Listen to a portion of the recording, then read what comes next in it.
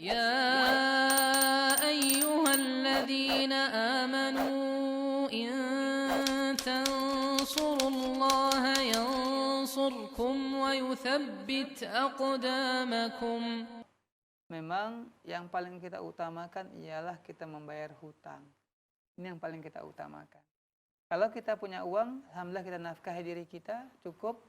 Ada sisa uang kita itu, maka sebaiknya memang ini kita segera melunasi hutang kita. Karena masalah hutang ini masalah yang sangat berat. Sampai-sampai Nabi Shallallahu Alaihi Wasallam pernah ketika ada orang meninggal dunia, kata beliau, ini mau disolatkan, dia punya hutang enggak? Ada ya Rasulullah. Maka Nabi apa katakan? Sallu ala akhikum, salatkan dia. Nabi enggak mau menyolatkan dia, tapi ada sahabat yang mengatakan, saya akan membayarnya ya Rasulullah. Maka Nabi baru mensolatkan sahabat ini yang meninggal dunia yang memiliki hutang. Ini menunjukkan bahwa masalah hutang masalah yang sangat penting, harus kita perhatikan, jangan disepelekan. Maka kalau kita punya kemampuan, segera lunasi, segera bayarkan.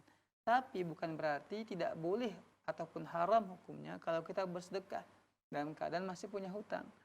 Kalau ditanya mana lebih diutamakan, kita segera melunaskan hutang kita atau kita bersedekah, maka lebih kita utamakan ialah kita melunasi hutang kita. Tapi hutang saya banyak umpamanya, sampai 20 juta dan saya harus cicil selama 1 tahun umpamanya, setiap bulannya 2 juta atau sekian juta. Jadi bagaimana? Tetap kita melunasi, menyicil hutang kita. Kemudian kalau kita punya harta lebih, maka kita boleh bersedekah. Ya silahkan saja Pak, bukan berarti haram. Kalau kita punya hutang, silahkan bersedekah.